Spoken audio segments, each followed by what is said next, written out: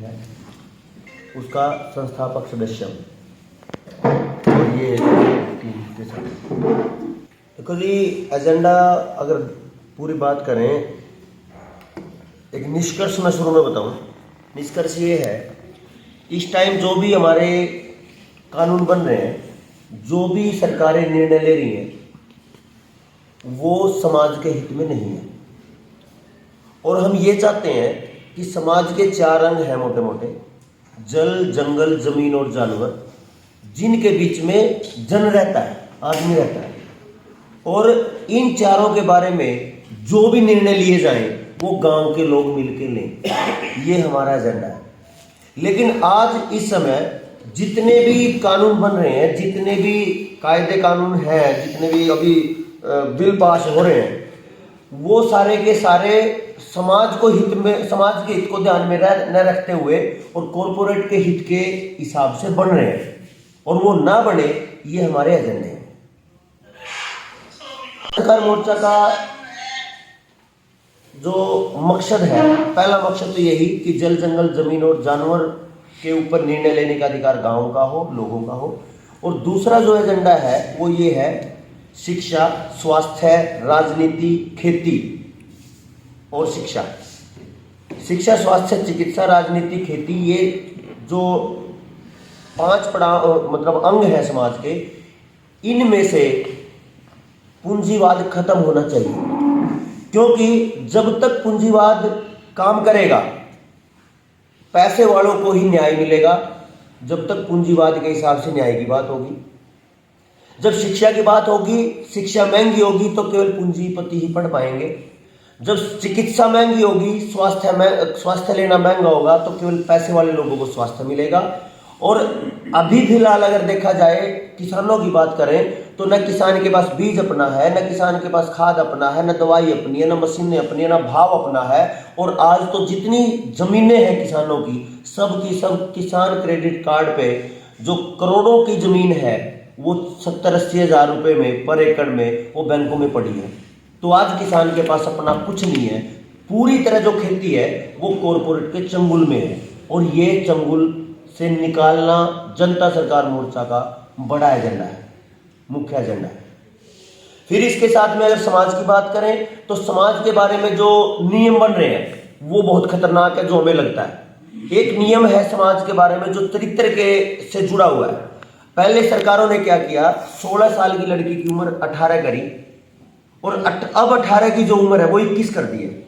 अगर माँ बाप शादी करें तो जेल होगी, और अगर बच्चा अपनी मर्जी से रहना चाहे तो 16 साल में लिव इन रिलेशनशिप में रखैलों की तरह रह सकते हैं। ये हमें सही नहीं लगता।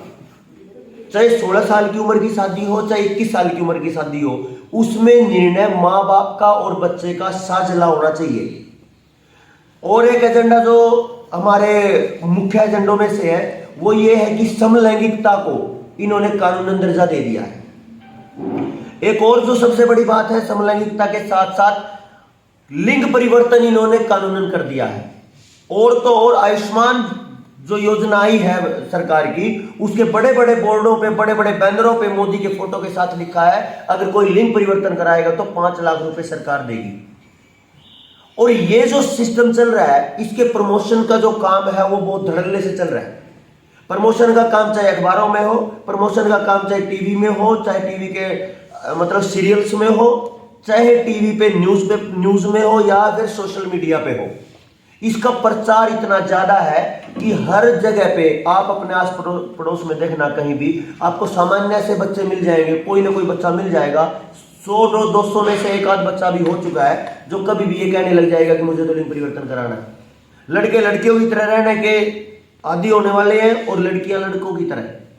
ये जो प्रमोशन है ये हर तरीके से खतरनाक है। एक और बड़ा एजेंडा जो समाज के लिए अगर हम बात करें वो है कि फिल्मों में जो चल रहा है वो पूरी तरह अश्लीलता, अब तो सेक्स फ्री सिस्टम चल रहा है। और जो सेंसर बोर्ड के जो अधिकारी बने हुए हैं उनमें भारतीय सनातन संस्कृति से जुड़ा हुआ कोई भी आदमी नहीं है। अगर आप सेंसर बोर्ड के चीफ की बात करोगे तो करंट में तो मेरे को ध्यान नहीं है नाम, थोड़े दिन पहले एक ईसाई महिला थी। अब जो वो उनकी परंपरा है वो हमारी परंपराओं को क्यों लागू रहने देंगे? फिर बात खेती की करते हैं। एक और खेती के साथ साथ में अभी हरियाणा की बात करें, मैं हरियाणा से अभी आया हूं, तो हरियाणा में क्या किया, पटवारियों के लिए एक कंप्लेंट नंबर जारी कर दिया है। कंप्लेंट नंबर यह है कि अगर कोई पटवारी रिश्वत मांगे तो आप इस कंप्लेंट नंबर पे फोन करो और आप शिकायत दर्ज करो। लेकिन इसके पीछे जाना पड़ेगा हमें, जो हमारे मुख्य एजेंडों में से है। पीछे जाएंगे तो क्या होगा, हमें कुछ समझ आएंगी बातें। पहले अगर पटवारी को नौकरी चाहिए तो उसको लाखों रुपए देने पड़ेंगे, करप्शन इतना है। जब पटवारी लाखों देगा तो उसको लाखों लूटने भी हैं, क्योंकि वो जो लाखों लूटेंगे वो पटवारी से तहसीलदार, तहसीलदार से एमएलए, एमएलए से मतलब डीसी आ गया, डीएमएलए आ गया, एमपी आ गया, पूरे सिस्टम में जाता है वो। अब इन्होंने क्या किया है, पहले पटवारी का सारा काम आर्टिफिशियल इंटेलिजेंस से करना शुरू कर दिया है। एरियल व्यू से इन्होंने मैपिंग करना शुरू किया, सैटेलाइट से मैपिंग शुरू कर दी है। जमीन की निशानदेही एरियल रूट से करते हैं, ये सैटेलाइट से करते हैं। और जो अर्थ उसका जो पटवारी का काम था, वो पटवारी का काम धीरे धीरे इन्होंने काट दिया। अब पटवारियों की जरूरत नहीं है तो लोगों के दिमागों में ये घुसाना कि भाई इन्होंने तुम्हें लूटा है, क्योंकि लंबे समय तक रिश्वत का ये पैटर्न बहुत ज्यादा रहा है। अभी 7-8 महीने पहले की बात है, करनाल में एक पत्रकार है, बहुत बढ़िया पत्रकार, जो समाज की आवाज उठाते थे, आकाश नुप्पल भाई। गरीब से लेकर कोई भी परेशान आदमी, कोई भी, उनके साथ हमेशा खड़े रहे वो। उन्होंने एक दिन तहसीलदार के कमरे में घुस कर सवाल जवाब करना शुरू कर दिया। तहसीलदार घुस गई बाथरूम में और आरोप ये लगे कि औरत के साथ छेड़खानी का आरोप लगाया और 6 महीने वो अंदर रह के आए। कारण ये था, करनाल का जो रजिस्ट्रेशन का एरिया है वो भयानक करप्शन का है, दूर तक पैसा जाता है। अब उसको ऐसा लपेटा, अब दूसरों ने बोलना शुरू, तो मतलब बंद कर दिया, क्योंकि डर लगने लगा भाई तुम्हारे साथ भी ऐसा होगा। तो ये जो काम था, ये नीचे से लूट थी, वो ऊपर तक जाती थी। अब उसको खत्म करने के लिए पहले लोगों को ये दिखा दिया कि पटवारी तुम्हें लूटता है, और अब लोगों को ये बता दिया कि अगर पटवारी तुमसे रिश्वत मांगे तो उसके कंप्लेंट कर दो। तो वो पटवारियों को खत्म करने का प्लान है, जबकि करप्शन खत्म करने की कोई इसमें बात नहीं है। करप्शन खत्म होता तो ऊपर से होता है। नौकरियों में अगर पैसा नहीं लगेगा, नौकरियों में अगर पर्ची नहीं चलेगी या खर्ची नहीं चलेगी, तो फिर पटवारी को मांगने की जरूरत नहीं पड़ेगी। ये करप्शन का एरिया बहुत ज्यादा है। यही काम इन्होंने कर दिया है ड्राइवरों के साथ। पूरा भारत आज बंद है, पंजाब तो सबसे ज्यादा इफेक्टिव है, इससे इफेक्टेड है। अब दिक्कत क्या है, इसको इस तरीके से समझिए, जो नियम इन्होंने आज बदला है वो नियम पहले क्यों नहीं बदले? चाहे वो पिछली कितनी भी सरकारें रही हो और चाहे अब की भी सरकार रही हो। और ये निर्णय तो सेंटर का है, इसमें तो किसी एक पार्टी का या किसी राज्य की किसी सरकार को भी नहीं कह सकते। इन्होंने ये किया है, आपने अगर ट्रकों के पीछे देखा हो तो एक चमकीला सा बैनर लगा रहता है व्हील्स आई के नाम से, देखा होगा सबने। व्हील्स आई एक एप्लीकेशन है जो सेंट्रली कंट्रोल करती है। वो ये नहीं है कि भाई आपका ट्रक कैसे चल रहा है क्या नहीं, असल में उसका अंडरग्राउंड, जब मतलब नीचे ही नीचे बैकडोर में जो रास्ता है वो ये था कि भाई आपके ट्रक को पूरी तरह नियंत्रित किया जा सके, कंट्रोल किया जा सके, ये वो मुद्दा है। और ये नियंत्रण करने वाले कौन है? पूरा सिस्टम है, पॉलिटिकल भी सिस्टम है और इसमें राजनीति भी जुड़ती है। कैसे? अब धीरे धीरे करके हर हाईवे पे जो 3 किसानों के काले कानून बने थे, हमें लगता है वो खत्म हो गए, लेकिन खत्म नहीं हुए। जितना काम उनमें होना था वो बस वहां से एक आवाज आ गई कि हमने वापस ले लिए, लेकिन वो वापस नहीं हुए हैं जी। इन बातों को ध्यान रखना। कैसे? अडानी के साइलो, क्योंकि अडानी को ये एनर्जी देनी थी, अडानी को यो जो होलसेल का जितना अनाज का सिस्टम देना था, उसके साइलो जगह जगह धरले से खुल रहे हैं। पंजाब और हरियाणा सबसे पहले नंबर पे है बर्बाद होने में। और वो जो ये कह रहे थे अभी रुकेगा, वो रुका नहीं है, वो अभी भी चालू है। ठीक है जी। अब पूरी की पूरी मंडियां बंद हो गए और सीधा सीधा जो कन्वेयर बेल्ट पे अनाज पड़ता है और बड़े बड़े साइलों में वो पहुंच रहा है। इनका काम ये है। मैं बल्कि कई दिन पहले कुछ साथियों को पहले ही कह रहा था कि अब एक नंबर आने वाला है कि ये कभी भी है ना ट्रांसपोर्ट यूनियनों को खाएंगे। और जैसे ही ये पता चला मेरे को, इन्होंने ड्राइवरों ने तो अपने लाइसेंस कल फाड़े हैं। मैं 3 दिन पहले ये बात कह रहा था कि अब है ना क्या होगा, ये अपने आप हड़ताल करेंगे और ड्राइवर ये कहेंगे कि हम तो अपने लाइसेंस फेंकते हैं। अरे ये चाहते यही थे कि ड्राइवर नौकरी करना बंद करें। इससे दो चीजें निकल के आएंगी, एक तो ड्राइवरलेस ट्रक आएंगे, जरूरत ही नहीं है, रोबोटिक ट्रक आने वाले हैं। और दूसरे नंबर पे जो थोड़ा सामान था उसके लिए रोबोटिक सिस्टम, आर्टिफिशियल इंटेलिजेंस का पूरा प्रकोप आने वाला है। क्यों? क्योंकि आपके छोटी छोटी प्रॉपर्टी की आईडियां बन के जा चुकी हैं।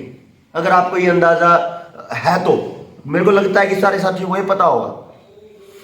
गांव तक की प्रॉपर्टी आईडी बन रही है, शहरों की बन चुकी हैं, और लोकेशन, जीपीएस लोकेशन और सारा का सारा एड्रेस उसमें टैग है। और जैसे ही आपको कुछ भी सामान मंगवाना होगा ऑनलाइन आपकी छत पे पड़ा मिलेगा आपको।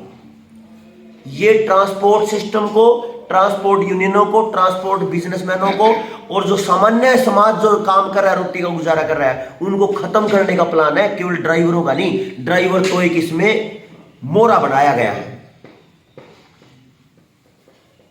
अब बात खेती की कर ले। खेती में अगर देखो पूरी तरह बीज कुछ कंपनियों के हैं, अपने समाज का कोई बीज अभी नहीं बचा। खाद पूरे कंपनियों के हैं, वो अपना नहीं है। मशीनें सब कंपनियों की हैं। तो इन्होंने पूरी तरह मिट्टी पे कब्जा कर लिया है। और जब जब किसान क्रेडिट कार्ड की लिमिट इन्होंने दी है लोन के रूप में, किसी भी किसान की औकात नहीं है। इतनी बदहाली में किसान है, पंजाब को देख लो, आधे से ज्यादा पंजाब अब की बार डूबा रहा, बाढ़ में डूबा रहा, आधे से ज्यादा पंजाब। तो किसानों की हालत अपनी रोटी कमाने की नहीं है, वो 70-80 हजार रुपए कैसे उतार देंगे ब्याज के साथ। तो करोड़ों की जमीन वाला व्यक्ति अपनी जमीन को 70-80 हजार रुपए में नीलाम करने को मजबूर है। और जब वो नहीं भरा जाएगा, वो जो लोन है 70-80 हजार रुपए का, वो फिर इधर डाइवर्ट होगा। क्योंकि हरियाणा में ये लागू हो चुका है, 2017 में हरियाणा लैंड बैंक बन चुका है। पंजाब का आप देख लेना, सबकी जो टोटल जमीन है वो बैंकों में पड़ी है। और बैंकों में जो जमीन डालने के साथ साथ पैरेलल में इन्होंने ऑनलाइन मैपिंग करके जमीनों को ऑनलाइन चढ़ा दिया है। और लोन जब नहीं चुका पाएंगे लोग, तो वो टोटल जमीन का area bank, Haryana land bank का एक उदाहरण दे रहा हूं, मैं हरियाणा की बात कर रहा हूं, हरियाणा लैंड बैंक में जमा होगा। और फिर नीलामी होगी कि ये 10,000 एकड़ कौन खरीदेगा, ये 20,000 एकड़ कौन खरीदेगा। और ये वो जमीन सबसे पहले टारगेट करेंगे जो इन्होंने एलिवेटेड हाईवे निकाले हैं। जींद में जगह है पिल्लूखेड़ा, 3,800 एकड़ जमीन एक्वायर करने के लिए इन्होंने डिमांड कर दी। 5 गांव जड़ से उठाएंगे, यानी अपने घरों से ही उठा देंगे 5 गांव को। और ये वहां होगा जहां जहां से ये हाईवे, एलिवेटेड हाईवे निकलेंगे। दूसरा, इस हाईवे पे जितने एलिवेटेड हाईवे हैं, ना मोटरसाइकिल चल सकती, ना साइकिल चल सकता, ना ये अपना ट्रैक्टर चल सकता, ना बैलगाड़ी चल सकती। ये केवल चलेंगी तो चलेंगे इनके ऊपर बड़ी बड़ी कंपनियों के, अंबानी अडानी के बड़े बड़े ट्रोले, ट्रक और ट्राले चलेंगे।